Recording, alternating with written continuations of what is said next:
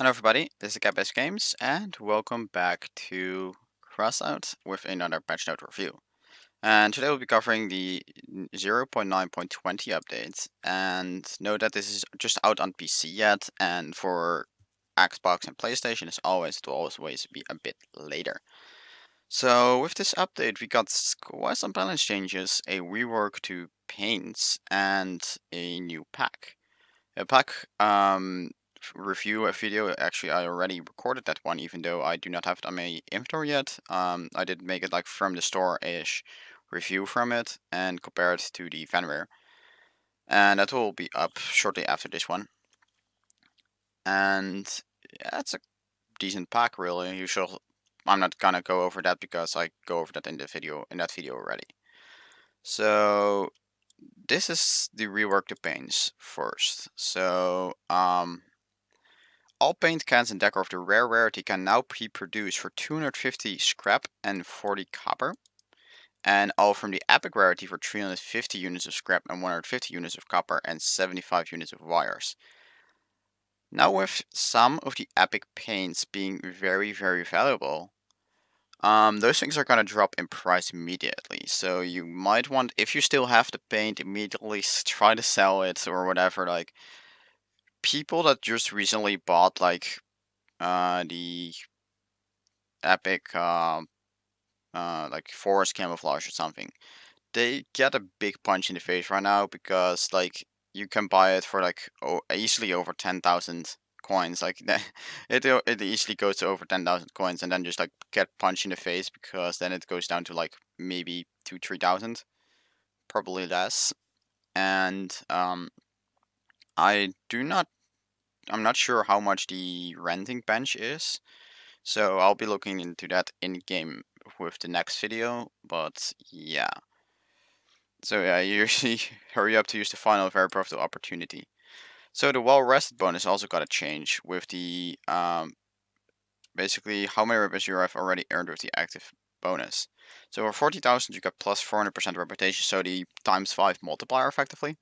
Then for 40 to 50,000 you got a times 4, 50 to 60 times 2, times 3, 60 to 70, 2 times 2 reputation, and over 70,000 rest bonus is disabled.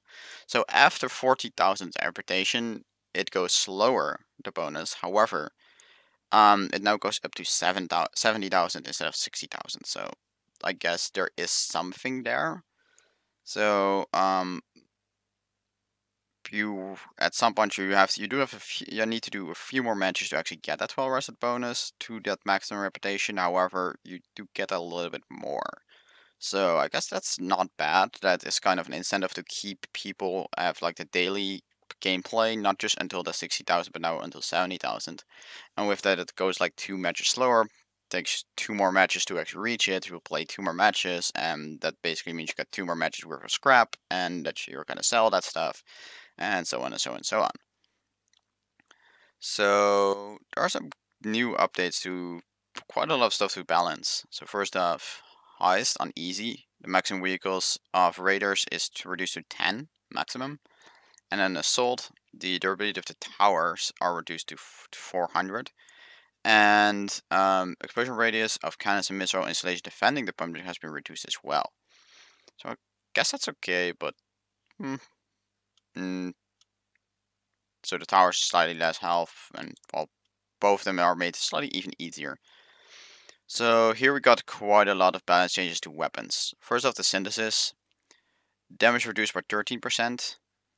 Gun turn speed increased by 11% and projectile speed by 11%. So it was a little bit too powerful, but now they made it more versatile by increasing projectile speed and gun turn speed. So it's a little bit easier to hit stuff and reply to flanking units and stuff like that. But in return, you get a 30% less damage. So that's okay. And Little Boy Cannon, God, moving spread increased by 33%. That's pretty painful. So if you're on the move, you can even shoot less. In my opinion, turret cannons are kind of meant to be used on the move to begin with, as long as you're not turning the turret. This is kinda not great. Sledgehammer got a buff with 20% health. That's actually a good thing because the Sledgehammer was pretty much fully inferior to the uh, junk bow, so that's a good thing. Wasp durability by 15% increased, and uh, they just got some more health, and well, that doesn't really kind of matter much in the Wasp. The Wasp was good enough, so I don't think it even needed that buff. So Spitfire got a 7% increase in damage and knockback on the opponent if you hit him. So they're slightly better now, especially compared to Sledgehammer, but again, they take that less, the lesser turning angle, so that's something you like have to take into account. And Fat Bands have a reloading time increased by 8%. That's, I guess, okay, because they still reload pretty fast. So because of the we slightly reduced its effectiveness because the modules and whatever not and its perk were pretty powerful. But because of the longer reload time, like the perks and modules are still like just as effective, but it's just overall 88% less effective, and that's okay. Still have rapid fire fat mans, but just like 8% slower. Don't you're really not gonna notice that much. Like only one in like 100 situations will you have a moment where you actually die because you couldn't fire fast enough because of the reloading time increase. But oh well. And mammoth damage reduced by 10%. That's actually a lot, guys. That's pretty damn. Ouch. It's quite a lot. Oh well. The mammoth really had like that loadout with the combination with Handback, with taking damage, increasing damage. So it's now to kind of nerf the meta. I would personally have said like make the um Humpback buff to like instead of 25 to like 20% or something, but like make it something like that. That would probably be better. But Tsunami, oh god, mass increased by 37%. That's very, very, very painful. Hovers and very light quantum-based Tsunami rides will have issues with mass from now on because that's 500. That's 1,000 kilograms of mass for the two guns that you're gonna have to like somewhere take off because you're most likely gonna be close to that maximum mass of either the quantum or the hover setup. That's painful. That doesn't mean that I'm not gonna stop using the tsunami gun. I still love the tsunami, and actually, this might actually help the medium, like the glass cannon tsunami users, because the heavier weight means it's gonna be slightly more stable. So that's something to watch out and note as well. So the judge cannon, something that I rarely see used, and personally think like compared to the Avenger and sometimes a little bit underpowered because of the slow fire rate, they reduced the exposure rate, so they basically nerfed a gun that's already like hardly used. That's kind of sad. And cricket turbidity reduced by 9%. That's okay, it didn't really have much anyways, and 9% isn't that much. Cox's range increased by 70%, gun turn speed by 20%, and lock time reduced by 38%. That makes it a little bit more responsive. That's okay. And they still want to continue to improve the system of manual targeting, so that's also pretty good. Ashburger radius, the fiery puddle increased by 15%. That does pretty much nothing. Only if you got something very slow and pretty much immobile will it ever be useful, because it needs to heat up like a very big pile of parts and just like have extra damage on all the parts. That's basically where the Ashbringer is for. But well, also it's now called Ashbringer. It used to be called Incinerator, of course, for the people who don't know. But so apparently they decided to change that out. So yeah. Flamethrower optimum range increased by 20% at a Draco. That's pretty nice. Like Draco was already just under curve, so this would probably get it on curve. But I still need them. Like, I still want the developers to kind of like increase the velocity of these guns, so both Draco and Firebug, because They simply really do not have enough velocity to actually make use of that decent range. If they would have like, they could easily double the velocity and still make it like, then it will still be slow. So developers, if you're actually like listening to this, please, well, first off, like, Judge Cannon, why? That, and as well with the Wasp, why did you buff that one and nerf the Judge? Because that's really not necessary. Catapults, you're gonna need to do more than that, guys. And well, the Draco, you and Firebug, you just need to increase the velocity. That will fix so much issues with them, because currently, if people accelerate backwards fast enough or just run away from you, you just cannot hit them. Because the low velocity, you can actually like on very fast builds, you can actually outrun your own projectiles. Because if you guys didn't know, like the flamethrower, it isn't like in code wise, it's not actually a flame. It is just it's kind of like a minigun. It just spits out a very high amount of projectiles, and those have a very short range and a very low velocity. And because of the very low velocity, they're basically just like creeping from right to left, like not doing much. Damage from fire puddle after Mandrake increased by 20%. I guess that's okay. If they this all they really need to do to make Mandrake actually like a good tier 1 weapon, I would say, like a actually well, tier 2, tier 1 would be overpowered, but like solid tier 2 playable weapon, and especially like Clan Wars, it just like reworks the aiming just a little bit. That would be quite good. So each prime they put the shield radius back to its normal size, increased it by 60%. So even though we changed the active time and cooldown time already, so they also decided to reduce the shield radius. I still think that's something that would be really, really effective with this stuff.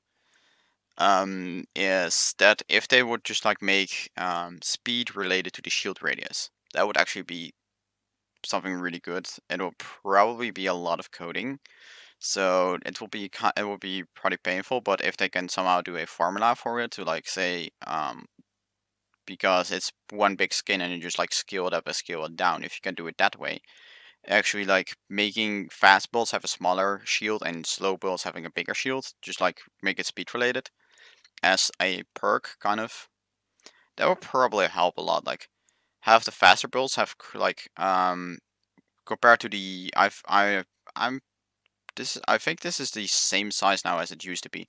But if like as it at the start, fast builds, I think they should have like 10 to 20% smaller shields compared to the original one. Well, slow builds would have at least 20% extra because they are naturally just bigger, and having a bigger shield is kind of neat. So the rarity of the stickers from the face-off are now changed from relic to common for the first two, rare for the second two, and epic for the third one, for the fifth one actually. So that's pretty okay. And oh my god, UI, you can now color labels of names, players, and raiders. For each type label customized individually.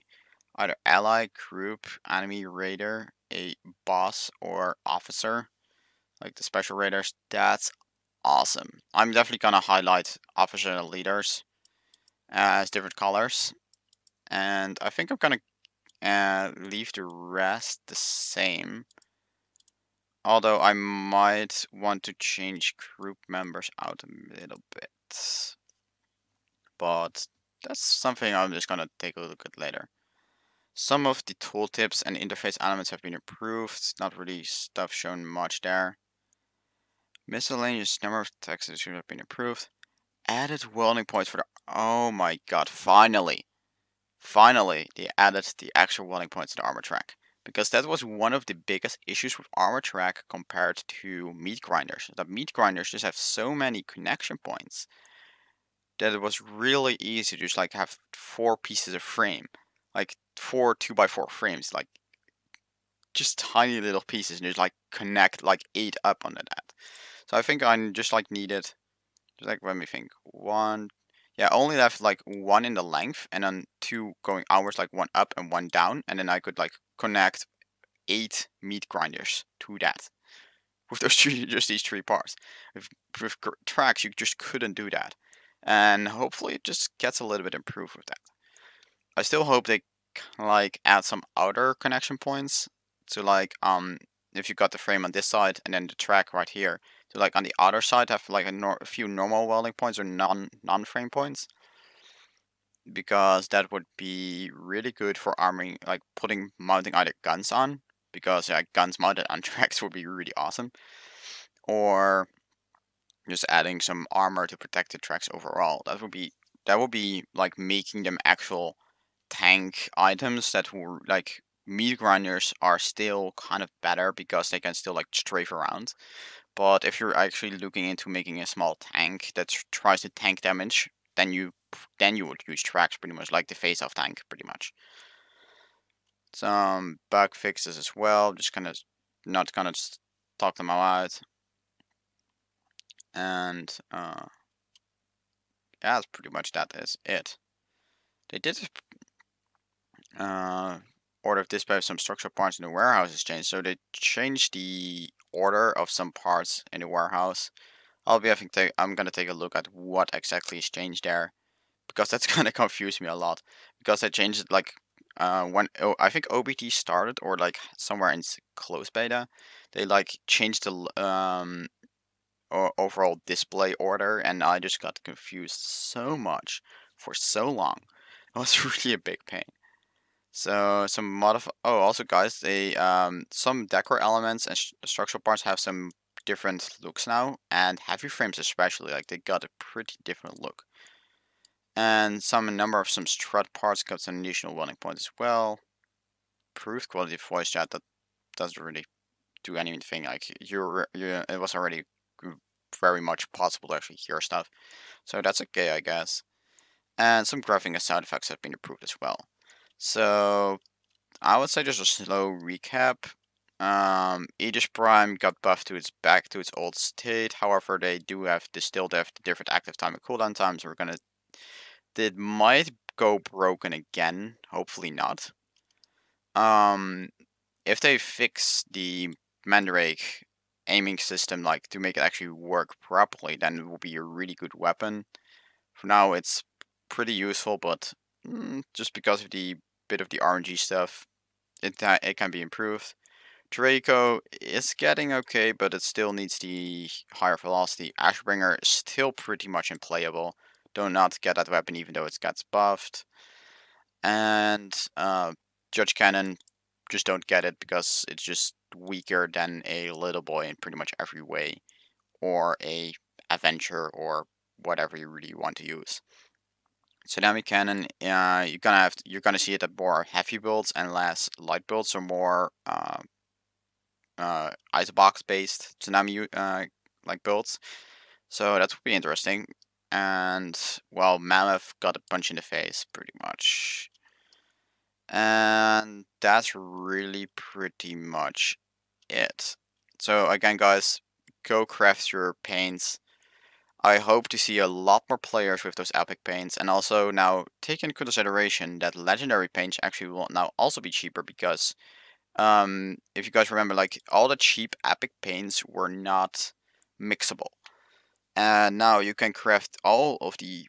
Also, guys, actually notice not just paints. Actually, it's also decor items. So you can craft your epic ducks. I can craft my ducks. Yes, I'm gonna craft the living hell out of those ducks for sure. But like with just 10 of those cans of paint, which you can craft for so 3.5 thousand scrap, 1.5 thousand copper, and 750 wires. That's actually like doable. That's what, one and a half week-ish of grinding. You can get yourself one of the legendary paints. There are only like 4 of them, something like that. So you have like, or well, 3 or 4 of them. So you have like 25 or so % chance on getting that gold paint. So gold and whatever and chrome will also lower in price quite a bit. So I really hope to see more people using the rare and epic decor and paint parts, because I really like art stuff, and it was kind of closed off for too many people because of how expensive they are. So I'm really happy with that. But yeah, please as always, just comment down below what you guys think of this update. I would say it's mostly positive, though there are a few changes that I'm like, what? That I'm just like questioning a little bit. The pack is definitely cool, but unless we actually get to have those armor parts somehow without buying the pack, then I'm not a fan of it if it's just gonna be pack only armor, because it needs to be obtainable like those normal armor parts, because otherwise you're gonna be calling out pay to win guys, of course, because they have the armor and you do not. But I'm gonna analyze them and compare them to certain other parts once I actually have the pack. So, and then we're gonna see if they're actually OP or not. So yeah, hope you guys enjoyed watching as always, and I'll catch you guys all later. Bye guys.